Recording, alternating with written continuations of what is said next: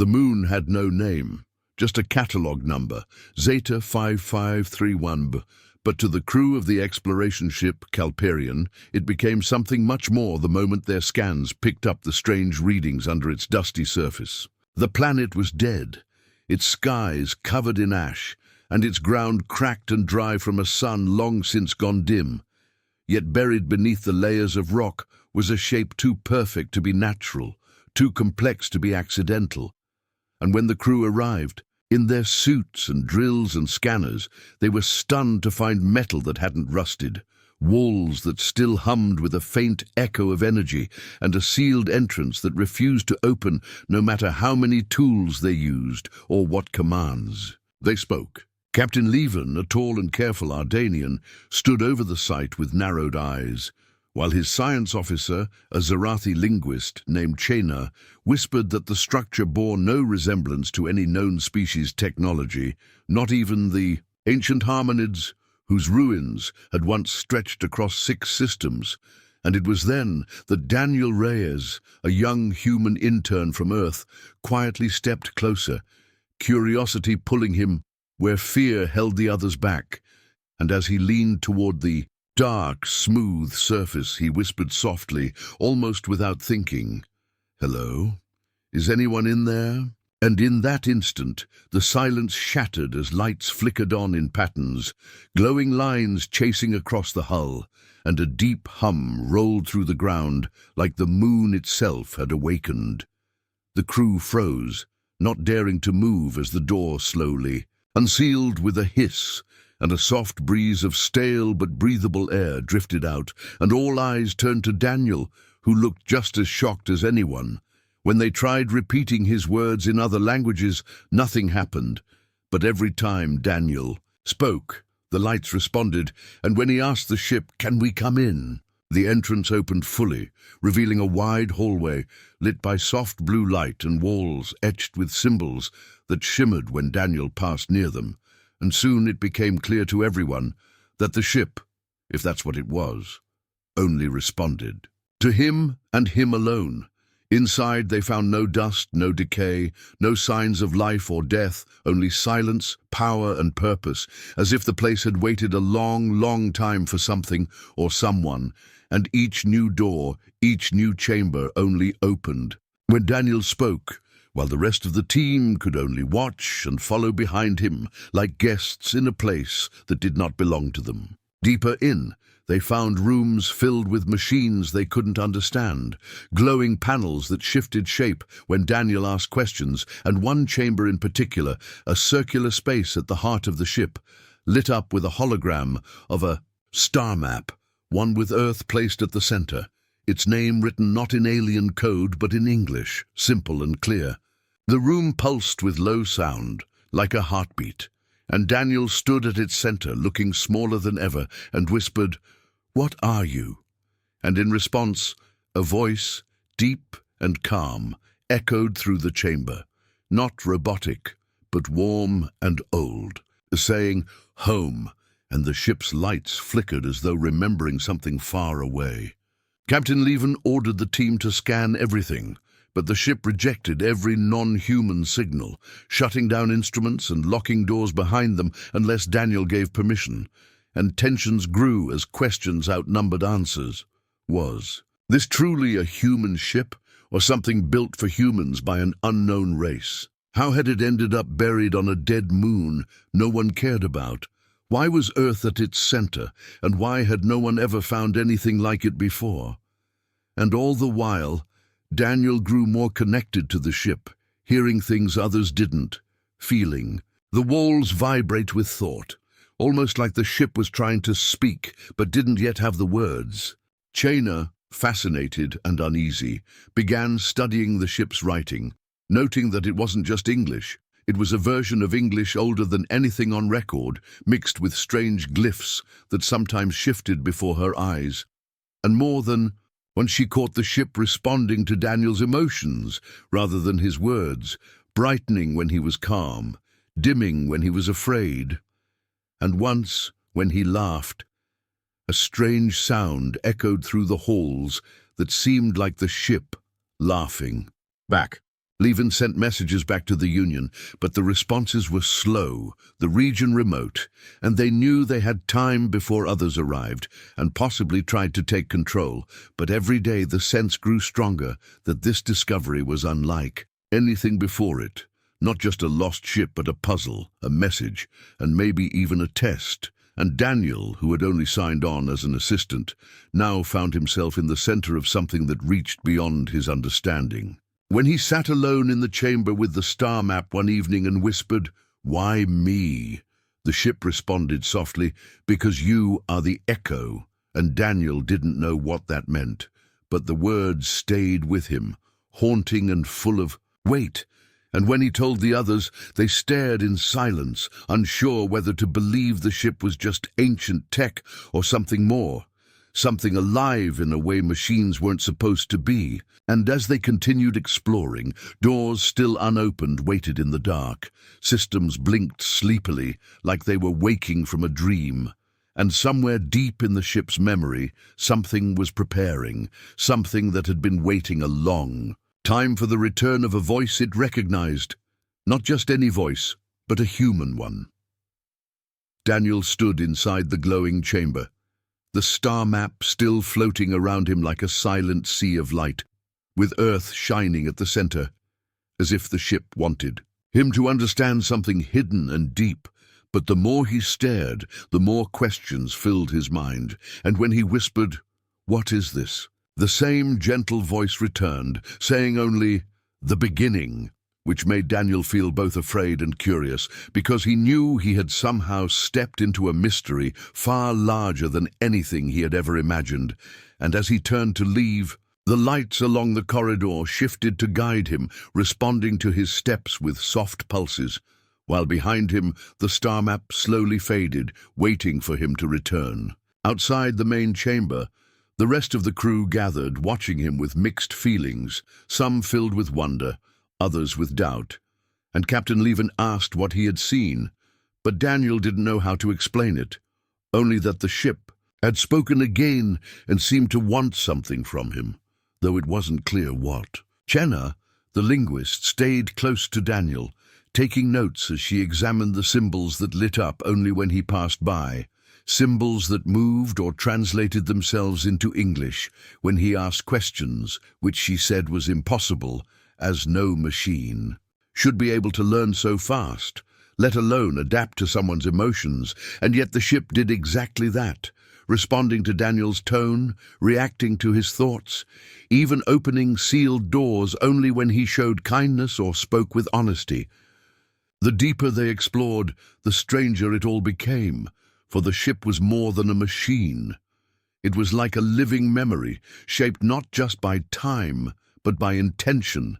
And in one room, Daniel found a row of empty chairs surrounding a glowing table, and when he approached, a new hologram appeared, this time showing people not alien creatures but humans, dressed in strange robes with glowing lines on their arms, speaking softly in an old form of English, saying things like, "Preserve the light and wait for the true voice." And Daniel stood frozen, realizing that these were not simulations. They were recordings from another age, perhaps even another Earth, and the ship had held them in silence for thousands of years, just waiting for a human to return. The crew watched with wide eyes as the ship began to speak more often, only ever to Daniel, and sometimes it spoke not in words but in feelings, a hum of hope, a pulse of sorrow, a flicker of warning, and each time Daniel felt a strange weight in his chest, as though the ship trusted him, maybe even needed him, but he didn't know why. At night, Daniel couldn't sleep, for dreams of stars and cities he had never seen filled his mind, and he began to hear the voice even when he wasn't inside the ship, soft whispers calling him back, guiding him towards something he didn't yet understand. And while others questioned whether the ship was safe, Daniel felt drawn to it like a forgotten part of himself had been found. One morning, a new chamber opened without warning, a dome filled with floating objects, books, tools, tiny glowing cubes that displayed languages no one could read, and in the center, a black pedestal rose slowly from the floor.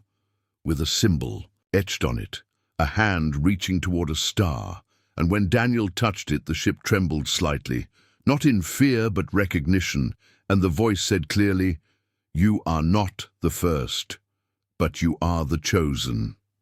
A sentence that left Daniel speechless and the others tense, wondering what that meant. But before anyone could ask, the ship projected a new map, not just of Earth, but of distant systems marked with the same symbol, as if there were others like this ship waiting to be found. And Daniel realized this was no accident, that this ship was not lost. It had been left here on purpose, hidden beneath the dead moon, waiting for a signal, a key, a voice. Jaina grew more concerned, saying the ship might be controlling Daniel, but Daniel insisted it wasn't like that. It didn't force, it asked, it waited, it listened, and when he asked the ship directly, "Why me?" it replied, "Because you still remember who you are," which made no sense, yet felt true somehow. Word of the discovery spread slowly beyond the moon, but already other ships were en route, curious governments and researchers wanting to claim the find. And Captain Leven warned that they might lose control of the site soon, but Daniel said that the ship wouldn't open for anyone else. And he was right. Tests proved that even playback of Daniel's voice couldn't fool the systems, for the ship could tell the difference between a copy and a soul. And as more systems came online, the ship revealed rooms filled with strange data, blueprints for buildings, recordings of unknown music, star charts that mapped routes long erased from modern knowledge. And Daniel knew they were unlocking not just a ship, but a library.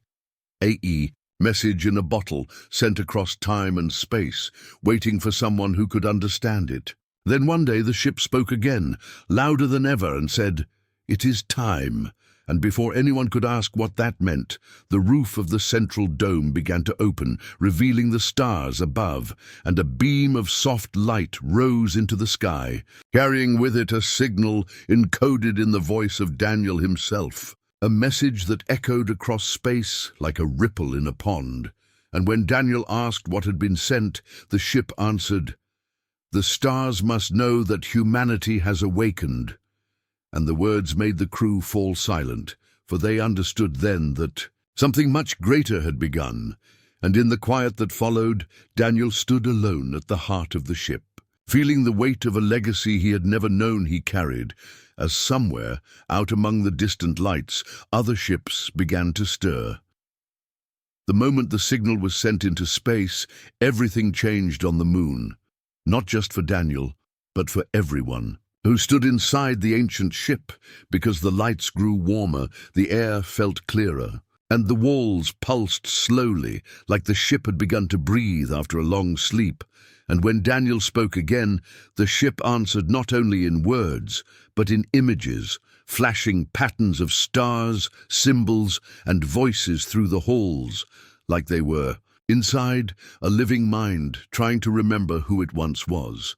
Jaina spent hours each day trying to translate the markings that kept shifting around the walls, but nothing made sense to her, until one afternoon Daniel walked into the language room and simply asked, "Can you show me how to read this?" And to everyone's amazement, the walls rearranged themselves into simple shapes and letters that started forming English words side by side with the strange glyphs, teaching Daniel like a child learning to speak again. And though it confused the others, for Daniel it felt natural, like something buried deep in his thoughts was waking up, as if the language had always been there, waiting for him to notice it. Soon, Daniel began reading sentences no one else could understand. Sentences like, "The makers left their breath in stone and voice, and only a speaker may unlock the path," which sounded like riddles. But each time he read them out loud, another part of the ship opened, revealing chambers that had been silent for thousands of years. In one room, they found a holographic tree growing in the center, its leaves made of light and sound, and as Daniel stepped closer, each leaf began to whisper fragments of stories from people who lived long before, humans who traveled between, stars not in search of war, but to share knowledge, repair worlds, and teach others the language of the makers, and Daniel realized that this ship was not just a vessel. It was a teacher, a library, and a bridge between what had been forgotten and what needed to be remembered. Every night, Daniel dreamed of places he had never seen, cities made of crystal and gold, towers that floated above oceans, and people who sang to machines to wake them. And every morning he woke with new words in his mind. Old words no one else knew, and when he spoke them to the ship, it opened more doors and unlocked more memories until even Captain Leven had to admit that Daniel was the key, and no one else could do what he was doing. Outside the ship, more vessels had arrived in orbit, curious and nervous, their crews asking questions, demanding answers.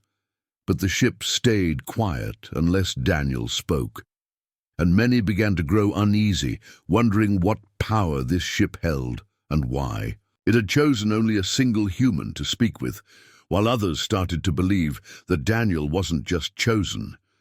He was part of something ancient, something designed. One morning, the ship took Daniel to a place none of them had seen before, a narrow tunnel deep in the core where the walls shimmered like mirrors.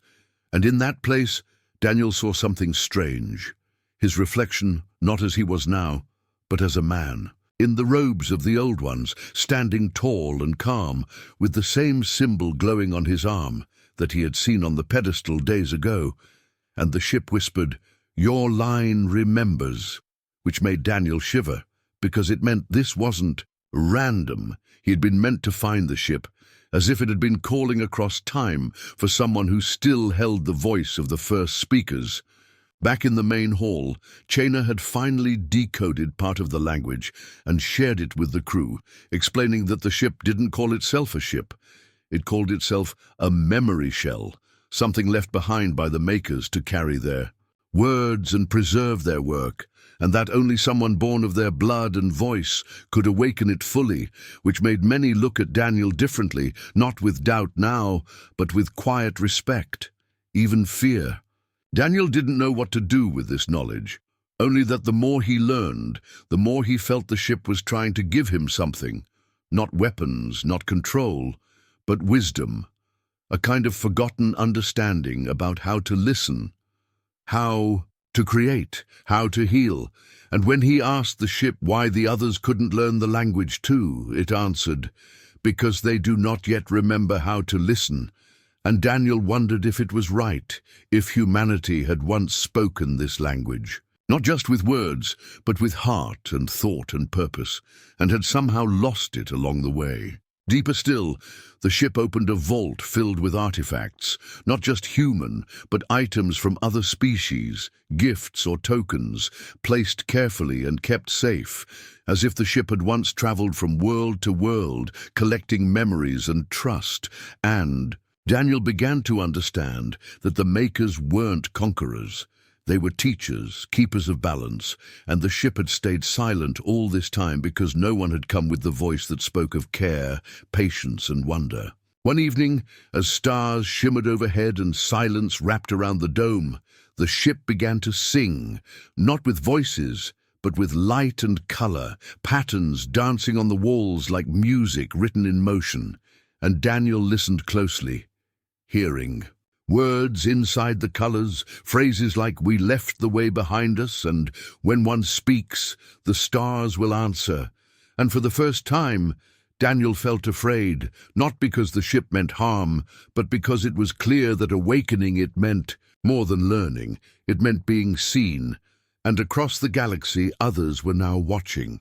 Messages came in from distant planets, some friendly, some cautious, all wondering the same thing. Had the humans returned to claim what they once left behind? And Daniel didn't know how to answer, because he didn't feel like a ruler or a messenger, just a man caught in the pull of something much older than anyone had guessed. As he stood once more in front of the floating star map, now alive with thousands of tiny lights, he realized the map was growing, not because the ship was changing, but because it was remembering, slowly, carefully, and that with each step he took he was helping it find its voice again, and perhaps through him, helping all of humanity remember theirs too. Daniel stood in silence as the great doors of the memory vault slid open, their edges glowing with soft golden light that pulsed like a slow heartbeat. And as he stepped inside, the air grew warmer, thick with a feeling he couldn't explain, like walking into a place full of forgotten thoughts. And behind him, Chaina and Captain Leven followed carefully, their footsteps quiet, as if they too felt the weight of the room. The chamber was unlike anything they had seen before, round, vast, and filled with pillars of floating crystal that moved gently through the air, each one shining with images, words, and fragments of lives long gone. And when Daniel reached out, one of the crystals drifted to him, glowing brighter as it hovered in front of his face and then burst into light, showing a young woman in old-style clothes singing to a machine while children sat around her, laughing as lights danced around them. And the ship spoke gently into Daniel's mind, saying, "Memory stored, Earth Colony Phi-3 Harmony Project," which sent chills down his spine. For he knew then this vault was more than a library. It was a preserved soul of humanity, a place where moments were kept safe across time.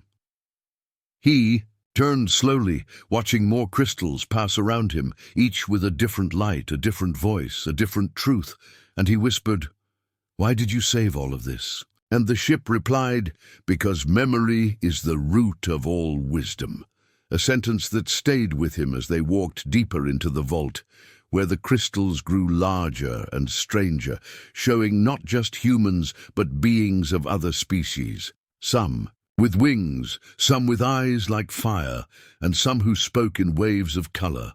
And yet every memory had one thing in common: peace, learning, and the shared act of listening. Chaina was fascinated, taking notes as fast as she could, but even she admitted the language in the vault was not just ancient. It was emotional, as if each memory held a feeling, not just a fact. And Captain Leven warned that others in orbit might soon demand access, governments and powers who didn't care about wisdom, but only control. And Daniel feared what would happen if this place fell into the wrong hands. As they moved through the lower levels, the ship began to slow its movement, dimming the lights and pulsing slower, almost like it was nervous. And Daniel asked what was wrong, but the ship said, "This vault remembers all, including the fall," and led them to a sealed door, marked with the symbol of a broken star. And when Daniel touched it, the door opened with a heavy sound, revealing a room filled with dark crystals, their lights flickering like dying stars. Here the memories were heavier, showing battles in the stars, ships breaking apart, people screaming in languages no one spoke anymore, and Daniel stepped back in shock as the images passed through him like waves, and the ship whispered. The voice of the Makers was silenced when greed spoke louder, and Daniel realized that the people who had once used this ship, who had taught peace and understanding, had also been destroyed by others, or perhaps by themselves, and now the ship carried their last words, waiting for someone who could hear them without letting the darkness return. In the very center of the room, a single crystal stood still, black and cold, and the ship said, "Final record," as it lifted into the air, showing a man who looked like Daniel, but older, tired, and dressed in the robes of a speaker, saying, "We failed to protect what we were meant to share. If you hear this, speak with care, for the stars do not forget." And then the crystal dimmed again, quiet and still. Daniel said nothing for a long time, feeling the sadness of 1,000 years press into his heart. And as they left the chamber, the other crystals seemed to watch them, waiting, hoping, remembering. Once back in the main vault, Daniel asked the ship if there were others like it still out there, and it answered, "Yes, but they are silent, asleep, or broken." And Daniel knew then that the signal the ship had sent earlier had not just been a call. It had been a cry for reunion, a message to awaken the others, and now some might already be stirring, remembering what they were built to do. Chaina warned that the information stored in the vault could change everything: technology, history, truth itself, and that many would try to take it, use it, or bury it. And Daniel agreed, which is why he asked the ship, "Can you protect this until the right ones are ready?" And the ship answered, "Only if the speaker leads." And Daniel realized it meant him, not as a hero, but as a guardian of memory. Captain Leven contacted orbit, warning others not to enter the vault until the crew had finished their work. But already voices from space were growing louder, asking what secrets the humans had found, and ships from other worlds were gathering. Some curious, some angry, some afraid. That night Daniel stood in the center of the vault again, looking up at the crystals floating above him, each one a tiny world of truth and feeling, and he whispered, "Will they understand?" And the ship replied, "Only if they listen." And in that moment Daniel knew that his voice, once just a simple sound, now carried the weight of the past and the hope of the future. And as the stars moved above the dome, the memory vault waited, filled with light, ready to teach those who remembered how to listen. The tension outside the ancient ship grew with each passing hour. As more vessels from across the galaxy appeared in orbit above the moon, their leaders sending messages, demands, and warnings, while inside the glowing halls of the memory shell, Daniel sat alone in the star map chamber, watching the stars flicker like quiet eyes. And though he tried to focus on the peaceful memories of the Makers, his thoughts kept drifting to what was coming next, because he knew the ship had a choice to make, and so did he. The vault had shown him so much, beauty, history, sorrow, but it had also shown him war, and now the galaxy stood on the edge of repeating old mistakes, as if the past had never really left, only waited to return in a new form. And when the ship spoke again, its voice felt heavier, slower, like it was thinking deeply before each word, saying, "All paths lead to one choice, to remain hidden or to return." And Daniel asked, "Return to what?" But the ship only replied, "To the stars as we once were." And those words echoed through Daniel's mind like a forgotten promise. Chena had been working day and night to organize what they'd found in the vault, trying to create a simple message that could be shared without starting panic or greed. But she knew, like Daniel did, that the moment they revealed the truth, that the ship had knowledge beyond imagination, that it held memories of lost civilizations, that it only listened to a human voice, everything would change, and not all of it for good. Captain Leven was receiving pressure from command, told to secure the ship by any means, but she hesitated, unsure whether the ship would even let them, and unsure if she still believed the mission was only about control, because she had seen what the ship could do, how it responded to kindness and patience, not power or rank. Then on the fourth night, the ship sent out a signal on its own, not just to nearby worlds, but deep into space, a message not in any language but in tone and light, like a song meant to reach the sleeping minds of other memory shells. And almost immediately things began to change. Small signals from distant systems returned, weak but real, and the ship said, "Others are waking." And Daniel realized the choice was not only his now, but part of something larger.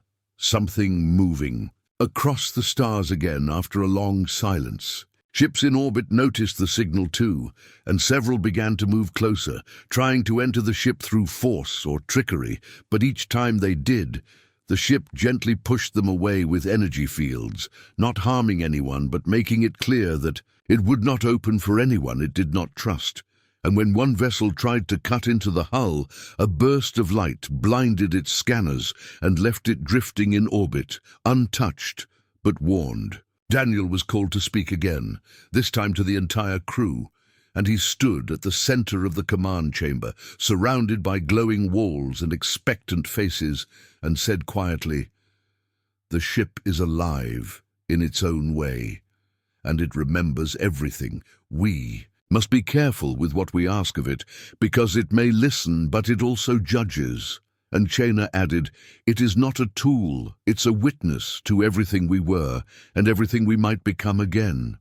And those words made some nod in understanding. while others frowned in worry. Later that day, the ship gathered Daniel, Chaina, and Captain Leven into a room they had never seen before, a place shaped like a heart, glowing red and gold, with a single floating crystal in its center. And the ship said, "This is the core of decision." And Daniel asked what it meant, and the ship answered, "You may now choose, open the vault to the stars, or return it to silence." And the weight of those words settled like stone in their hearts. Chaina argued that the galaxy needed this knowledge, to heal, to learn, to understand what was lost. But Captain Leven warned that some would twist the truth, use it to build weapons or dominate others, and Daniel stood between them, listening not just with his ears but with his heart, hearing the voices of the old ones in the walls, the songs of hope and the cries of warning. And he finally said, "What if we share, but slowly, carefully, with only those who are ready?" And the ship paused for a long time before replying, "A cautious light may yet grow." And with that the core glowed brighter and the star map changed again, showing not just stars but lines of connection forming, a path opening between old places and new voices. At that moment, something strange happened. A pulse of light spread from the ship, moving like a soft ripple across space, and in its wake, other ancient vessels began to respond, sending faint signals back, confirming that they too were waking. And one even whispered a name, Sol Voice, the name of the first speaker, and Daniel knew it was meant for him, not as a title but a reminder of the path he walked. Soon a council of ships began to gather in orbit, some human, some alien, some neutral, and they asked, "What now?" And Daniel, with the ship's quiet support behind him, answered, "Now we listen." And he invited representatives to step into the outer chambers, not the core, to see for themselves the stories, the memories, the warnings, and the hopes, and those who listened with respect were allowed deeper, while those who came with greed were gently turned away. It became clear the ship was not just making a decision, it was setting a pattern, a way forward where knowledge was earned through understanding, not taken by force. And Daniel watched as the memory shell slowly became something new, a school, a meeting place, a quiet voice in the stars that offered wisdom to those who asked the right questions. But he also knew the danger was not over, because not everyone would be patient, and somewhere others were surely planning how to take what they could not understand, which is why Daniel stayed at the ship's side, learning more each day, speaking more clearly in the language of the Makers, and guiding those who came to learn with the calm voice the ship had trusted from the beginning. The galaxy was changing again, slowly, with fear and hope, walking side by side, and above the silent moon, the ship kept watching, remembering and preparing for what would come next. Far above the quiet moon, the memory ship drifted like a silent guardian, its hull glowing with soft gold light, as if the stars themselves had begun to speak through it. And inside, Daniel stood alone in the central chamber, staring at the star map that now pulsed with hundreds of new signals, some strong, others faint, but all of them coming from ancient places once forgotten. And as he watched, a voice spoke, gently in his mind, the same voice that had guided him since the day they first stepped aboard, saying, "They are waking." And Daniel felt a strange mix of fear and wonder, because he knew this moment was the beginning of something far greater than any of them had expected. Across the galaxy, ships like theirs, old, sleeping, and filled with the memories of the Makers, were rising from silence, turning toward the signal this ship had sent, and as each one came online, it shared fragments of what it held, stories of ancient unity, lost songs of peace, and warnings carved into light itself. And the memory ship listened carefully, combining those pieces into something new, something alive.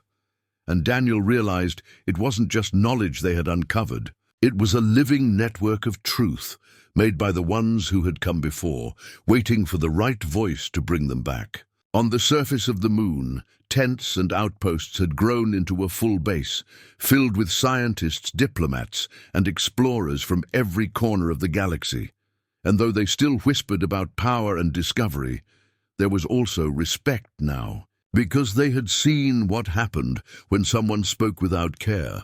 The ship would go silent or worse, vanish behind shields that no tool could break. But when approached with patience and honesty, the ship responded like a teacher welcoming an old student home. Daniel, now called Speaker by many, did not seek control but guidance, helping others learn how to speak with the ship without waking the dark memories inside it. And beside him, Chaina worked day and night to translate what the other ships were. Slowly piecing together the full history of the legacy, a great project started long before any of their current governments had even existed, when humans and others had worked together, not to rule, but to understand the stars as something sacred. Captain Leven had taken a post in orbit, commanding the new watch fleet tasked with protecting the moon from those who would come with weapons or lies, and though she missed the quiet moments inside the ship, she knew this role was just as important, because the awakening legacy had started to stir not just minds, but fears. Empires afraid of change, pirates hoping for treasure, and old enemies who now watched the memory network with deep suspicion. And then it happened. One of the ancient ships, far out beyond the edge of charted space, spoke directly to them through the network, not just with light or music, but with full speech, deep and clear, saying, "The chain is complete."